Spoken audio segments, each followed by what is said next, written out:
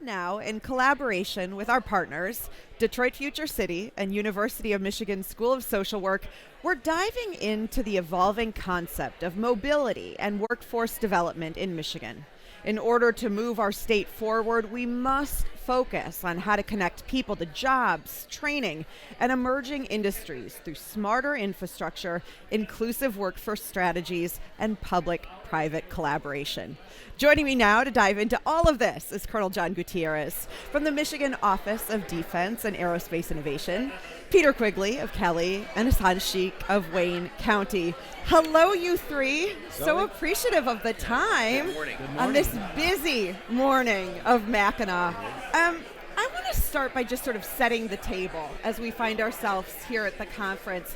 As we think about our state's ability to just adapt to a rapidly changing economic landscape, quicker than it feels like any of us can keep track of, how are each of you thinking about the future of mobility and making sure that folks don't get left behind? Colonel, I want to start with you.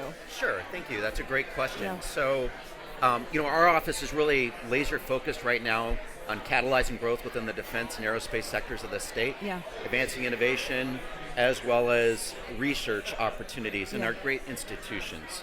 And regarding, the intersection of mobility and workforce development, I mean, there's a tremendous amount of opportunities, particularly in national defense, and we're seeing so many, efforts right now to that end of marrying those two up. So, for example, last year, Governor Whitmer and the former Secretary of the Navy, Carlos Del Toro, made an announcement, the Michigan Maritime Manufacturing Initiative.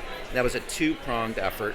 The first portion being workforce development, and notably there was an inaugural class that just graduated Macomb Community College just a few months ago with developing some of those skilled trades needed to propel the state in that particular sector. Peter, same question.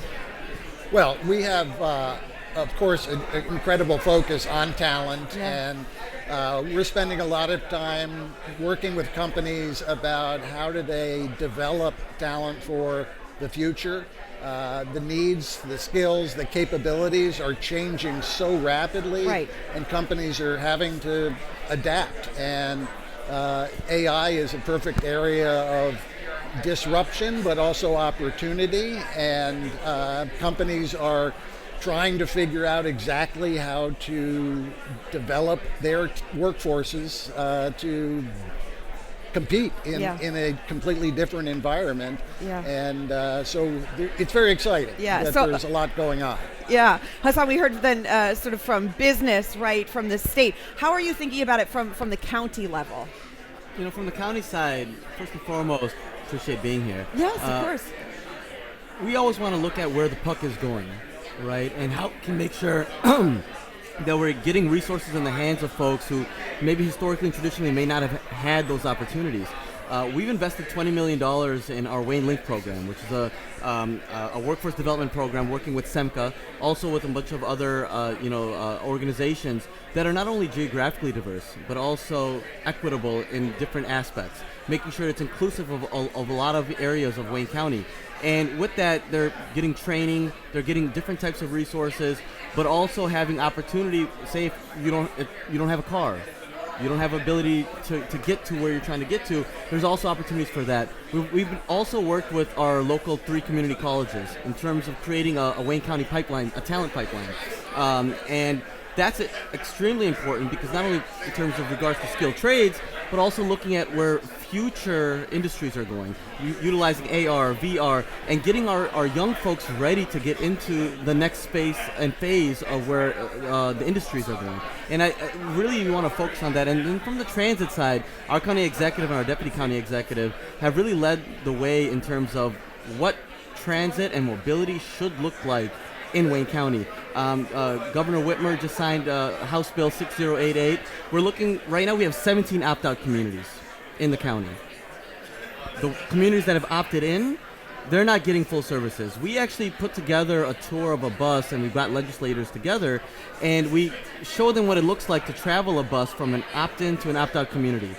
We had lunch in the opt-out community. You had to get out and walk 15 minutes in heat, and now imagine being, if you're disabled, a mother with children, trying to get to a job, trying to get to a hospital. It's difficult. So it's really important that we're looking to get this on the ballot, but working with our communities to put together a plan that's inclusive, that's everyone's plan. Yeah. And again, collaboration is new currency. Our county executive mentioned that at our State of the County, and we're really looking at it from a collaborative approach. I'm thinking just sort of as we are at this conference where we've got, more than 1,500 business leaders, lawmakers, as you mentioned, philanthropists. What is the message that the folks at this conference need to take away to make sure that Michigan is going to remain competitive? And Peter, because you are the chair of the conference this year, you get to start. Well, the theme of this year is the equation for impact, and I think impact is the word of the day, the word of the week. And I think the challenge for all of the attendees is how do we marshal all of the resources that we have at our disposal and pursue common objectives. And if there's anything that comes out of the conference, it's small pockets of achievement that we can work on together to make Michigan more competitive and a preferred destination for job seekers, students, families, and businesses alike. Colonel, your message to the folks here at the conference? Sure. I think we have all the ingredients within this great state for success. And it's just coalescing that and really orienting in the right direction and propelling the state forward. Yeah. And I really think that collaboration is a new currency that's going to drive that. And we're particularly rich in that regards. Right. It feels like the ingredients are there. But Hassan, what is your message to actually mix all the ingredients together? Absolutely. And I echo the sentiments of these two fine leaders to my right. But taking that collaborative piece, economic development is regional, and we have to work together. If we're not working together, we're not going to be able to accomplish much, right? The regional approach, when you're going after funding, resource pooling, sharing of ideas and visions, that's extremely important, and I want to make sure that what everybody takes from here is continue that mindset and approach, regardless of party lines. We have to make sure we're continuing to work together to get things done for the folks here in our state. A powerful message moving forward. A special thank you to all three of you for joining me here today, and to our partners at Detroit Future City and U of M School of Social Work for putting this conversation together. If you want to learn more about the future of work in Michigan, check out mifutureofwork.org. Thanks for watching. We will be right back.